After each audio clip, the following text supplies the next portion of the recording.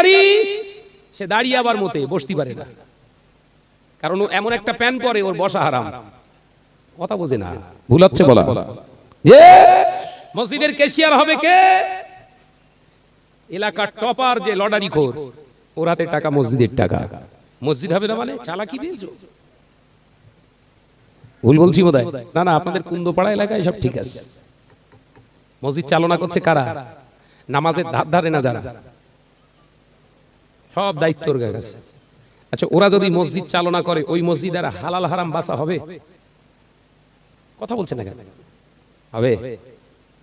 যে নিজের শরীরের যত্ন বোঝে না, আল্লাহর ঘরের যত্ন বোঝে? বোঝে?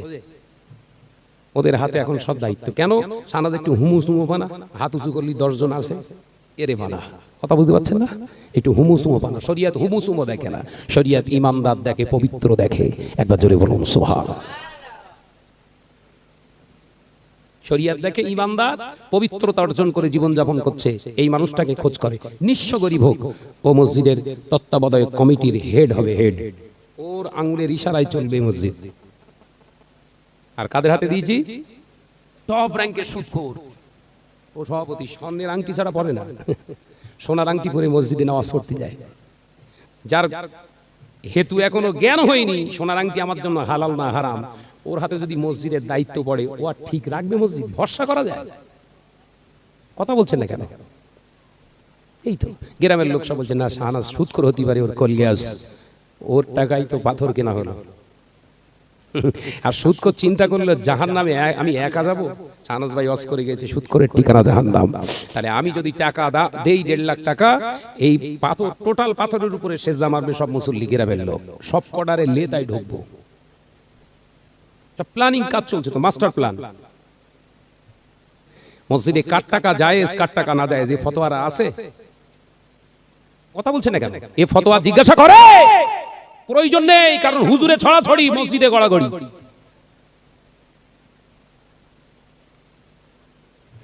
এ নজনেরা, যুবকেরা, ছেলেরা, বাচ্চারা, পর্দানিশীনা মা বোনেরা, আল্লাহ নবী তো জানের বাদশা হাবিবুল্লাহকে, নবী জনাবে মুহাম্মদ রাসূলুল্লাহকে সাল্লাল্লাহু আলাইহি ওয়াসাল্লাম পাক জবানে জানিয়ে দিলেন, ও আমার সাহাবীরা, আমি রাসূলুল্লাহ জানিয়ে দিলাম, যখন মুসলমানেরা বিরাট উঁচু নকশাওয়ালা মসজিদ বানাবে, মসজিদ ভর্তি মুসল্লি হবে, এটা তেমন সত্য। মুসল্লিদের ইবাদত আল্লাহর দরবারে কবুল হতে চাইবে না। ও আমার সাহাবীরা, সাহাবায়ে কেরামেরা বললেন, ইয়া রাসূলুল্লাহ, হাবিবাল্লাহ, কারণটা কি? আল্লাহ নবী বললেন 3টি কারণ। নাম্বার 1 হলো মসজিদ নির্মাণ হবে, হারাম হালাল দেখবে না। হারাম করে টাকায় মসজিদ তৈরি হবে, হারাম হালালের সংমিশ্রণ করার কারণে ওই মসজিদের কোনো সেজদা আল্লাহর দরবারে কবুল হবে না। কার টাকা লাও তুমি? মসজিদ 2 তলা বানাতে হবে, এটা শরীয়তের শর্ত না তো? শর্ত? মসজিদে ঢালাই না হলে নামাজ হবে না, এরকম শরীয়তে আছে? মসজিদে ইটের গাঁথনি বা দেয়াল প্লাস্টার না হলে নামাজ হবে না, এরকম শরীয়তের মাসলা আছে? এটা তো শরীয়তের শর্ত না। শরীয়তের শর্ত পেপারের ছাউনি গাছের পাতা দিয়ে ঘেরাও হলেও ওটা যেন হয় হালাল। ওই পেপার বা গাছের পাতার নিচে সেজদা করো, আল্লাহ খুশি হয়ে কবুল করবে। জোরে বলুন।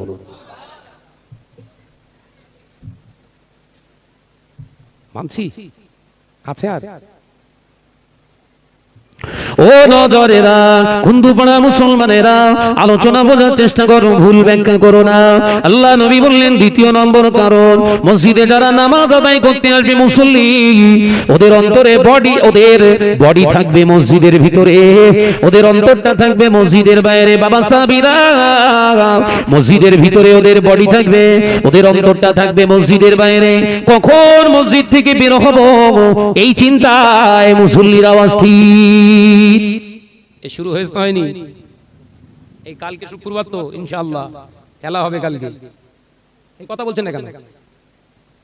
নামাজ পড়ার আগে 12 কাতার, 2 রাকাত হয়ে গেলি পেছন ফিরে ইমাম সাহেব দেন 1.5 কাতার, বাকি 10.5 কাতার কারা ছিল না? সব ফেরেশতা।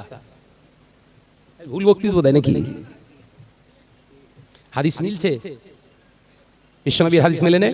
নবী বললেন মসজিদ ভর্তি মুসল্লি হবে, মসজিদের ভিতরে মসজিদের মুসল্লির বডি থাকবে, অন্তর থাকবে বাইরে।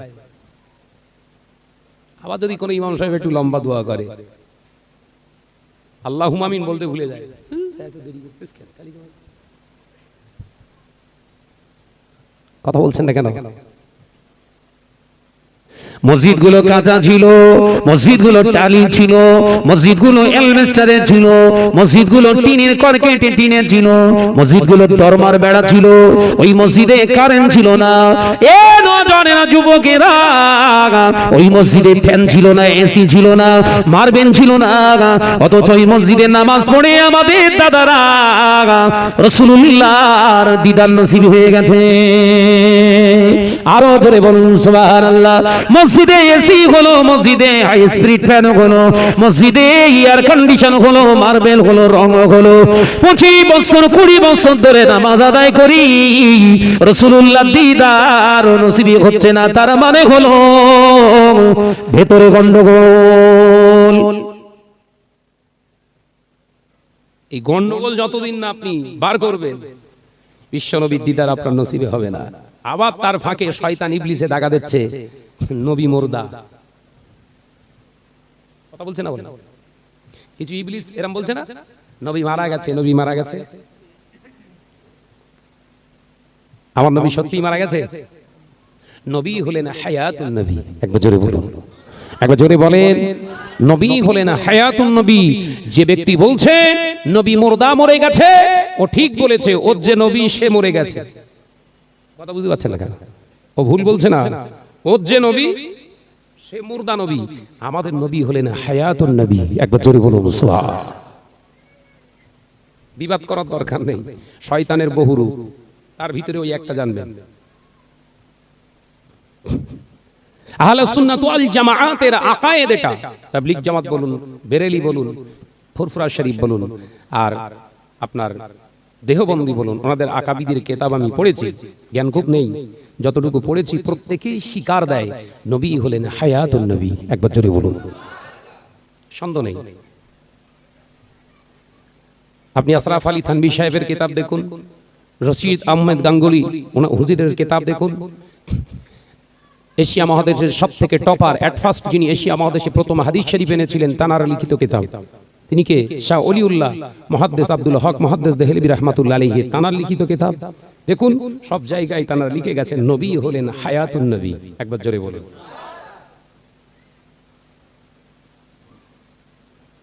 আর বাংলা কিতাব পড়ে বলছেন নবী মুর্দা। আমি বলছি ঠিক বলেছিস, ঠিক বলেছিস, আরো 4 বার বল, কারণ তোর যে নবী সে মুর্দা।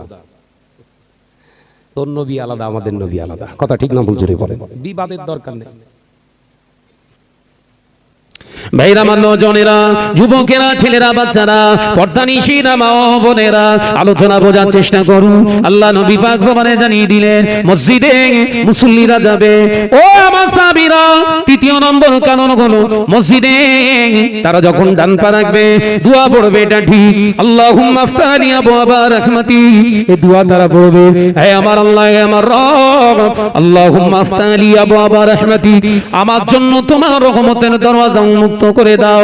এই দোয়া পড়ে উম্মতেরা মসজিদে ঢুকবে, কিন্তু মসজিদের ভিতরে যতটা ইবাদত করবে তার থেকে বেশি দুনিয়াদারির কথা বলবে।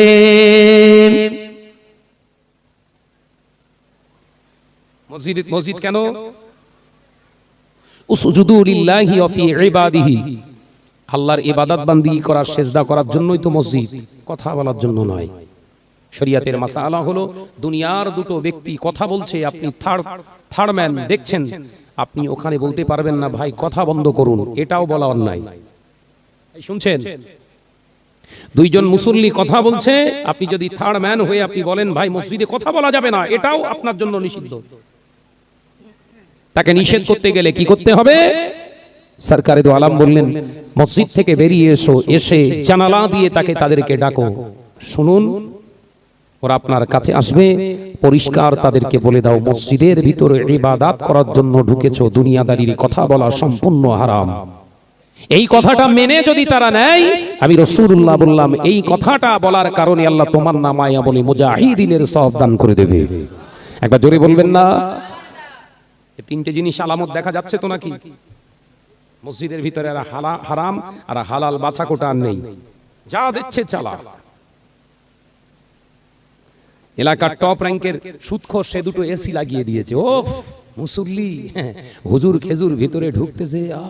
আগে জামাতের 2 মিনিট আগে ঢুকতো, এখন আজান হবার 10 মিনিট আগে এসে বসে আছে। কেন বলেন?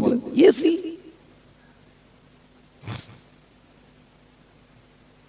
কথা বলছেন না কেন? হাই স্পিড ফ্যান, পাকা সুদখোর 10টা ফ্যান দিয়েছে। যে 10টা ফ্যান দিয়েছে, মসজিদে এক পা তুলে আগে বোর্ড খোঁজে, সুইচ কই। অথচ ওই মুসল্লির ঘরে খুঁজলেন বাড়ি ফ্যান চালাতে দেয় না ওর বউ। ওর ঘুম ভেঙে গেলেই সুইচ অফ। ও বলে এত গরমে অফ করতে না, ঘুম আর ঘুম দেবে না, ওঠো। তার মানে ওর পুষিয়ে গেছে, তুই ওঠ। অথচ ওই পিসটাই মসজিদে ঢুকে আগে সুইচ খোঁজে, কই ফ্যানের সুইচ কই। এই তো চরিত্র। ভাইরা, আমার নজনেরা, যুবকেরা, ছেলেরা, বাচ্চারা, পর্দানিশীরা, মা ও বোনেরা, আলোচনা বোঝার চেষ্টা করুন। আল্লাহ নবী তো জানে বাদশা হাবিবুল্লাহকে, নবী জনাবে মুহাম্মদুর রাসূলুল্লাহকে সাল্লাল্লাহু আলাইহি ওয়াসাল্লাম পাক জবানে জানিয়ে দিলেন, মুসলমান যখন ধনী, ইসলাম যখন মুসলমানের কাছে গরিব হয়ে যাবে, ওই সময় আমার আল্লাহ পাক ওই জালেম ইমানদার, জালেম নামদারি মুসলমান, মুনাফিক মুসলমানগুলোকে পিটিয়ে শায়েস্তা করার জন্য আমার আল্লাহ পৃথিবীর জমিনে জালেম সরকার নিযুক্ত করে দেবে। জালেম সরকার নিযুক্ত হওয়ার পরে পৃথিবীর জমিনে ওরা মসজিদের উপরে যে জুলুম করেছে, কোরআনের উপরে যে জুলুম করেছে, আমি রাসূলুল্লাহর উপরে যে জুলুম করেছে, ওই জুলুমটা ওদের ঘাড়ে ঘাড়ে টের পাইয়ে দেওয়ার জন্য জালেম বাদশা এনে পৃথিবীর জমিনে ওদের লাঞ্ছিত করবে, বঞ্চিত করবে, সমাজচ্যুত করবে, এমনকি তাদেরকে বাস্তুচ্যুত করে দেবে। এরও পরিকল্পনা চলছে। কথা বলছেন না কেন? খোঁজ পাননি? এর ব্লুপ্রিন্ট, ছক পুরো তৈরি করা হয়ে গেছে। দোষ কারণ নয়, মোদি দিদি না। আমি শাহনাজ, আমার জন্য যেটা ভাবার দরকার ছিল আমি ভাবিনি। আর দুনিয়া ও মাজরাতুল আখিরাত, এই দুনিয়াটা আমার জন্য আখিরাতের সঞ্চয় বাড়ি, ক্ষেত বাড়ি, চাষাবাদের জায়গা। এখানে আমি চাষ করতে এসেছি আখিরাতের সঞ্চয়ের জন্য। সে চিন্তা তো মাথা থেকে আউট করে দিয়েছি। দুনিয়ায় সৌন্দর্য মডিফাই ব্যস্ত।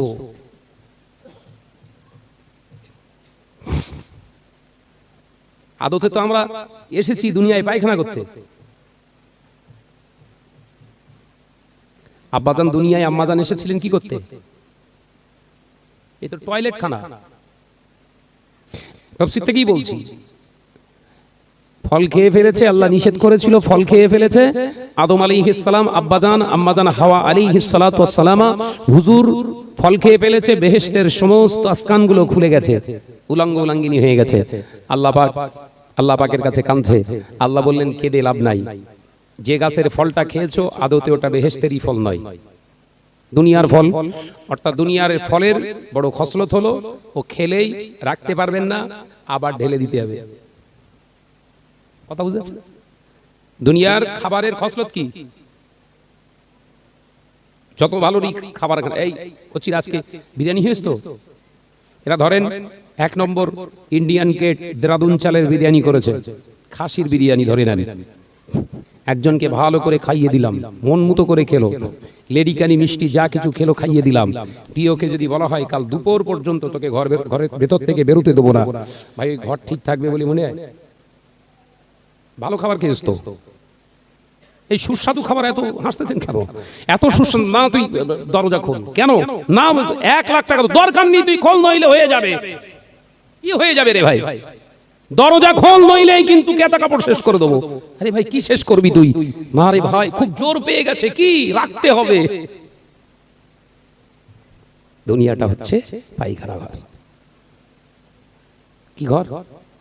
পায়খানা ঘর। এই দুনিয়াটাই থেকে পায়খানা করার পরে, পবিত্রতা অর্জন করার পরে যতটুকু আল্লাহর নৈকট্য হাসিল করার সুযোগ আছে কাজে লাগাও। আর এই সুযোগটা লাগালেই আবার আল্লাহ অনন্তকালের সেই আদি ঘর বেহেশতে আবার বসবাসের সুযোগ করে দেবে। জোরে বলুন। আমাদের আদি বাসস্থান কোথায়? আদি ঘর আমাদের সব বেহেশতে তো।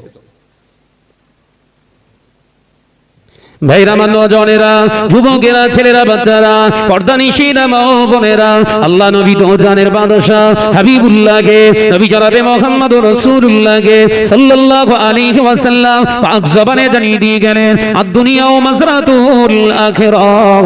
বাবা সাহাবীরা, এই দুনিয়াটা হলো আখিরাতের খেতবাড়ি, আখিরাতের সঞ্চয় জায়গা। এই দুনিয়ার জমিনে বিবাহ করবে, এটাও হলো ইবাদত। দুনিয়ার জমিনে স্বামী স্ত্রী মেলামেশা করবে, ওটাও হলো ইবাদত। দুনিয়ার জমিনে সন্তান জন্ম দেবে, তাদেরকে পালন করবে, ওটাও হবে ইবাদত। চাষাবাদ করবে, ওটাও হবে ইবাদত। ব্যবসা বাণিজ্য করবে, ওটাও হলো ইবাদত। শর্ত হলো ইল্লা শর্ত ফাত্তাবিউনি, আমার ইত্তেবা করা লাগবে। আমি নবী যেমন করে বিবাহ করেছি, যে প্রসেসে আমি চাষাবাদ করেছি, আমি যে প্রসেসে ব্যবসা বাণিজ্য করেছি, আমি যে প্রসেসে আত্মীয়তা করেছি, ওই রকম প্রসেস অবলম্বন যদি না করো, আমার আল্লাহ জানিয়ে দিলেন টোটাল কর্মযজ্ঞটা জাহান্নামের খোরাক হয়ে যাবে। চাষাবাদ করা ইবাদত, জানেন? ব্যবসা করা ইবাদত, স্বামী স্ত্রী মেলামেশা, মধুর মিলন ইবাদত, বিবাহ করা ইবাদত, সন্তান জন্ম দেওয়া ইবাদত, তাদেরকে পালন করা ইবাদত। শর্ত ফাত্তাবিউনি, হাবিব আপনি বলুন, আপনার ইত্তেবা করা লাগবে, অনুসরণ করা লাগবে। আপনার অনুসরণে ব্যবসা হবে, আপনার অনুকরণে সন্তান হবে, আপনার অনুকরণে নিজের জীবন সঙ্গিনী চোনা হবে পৃথিবীর জমিনে। এর বাইরে গেলেই মার খাবে।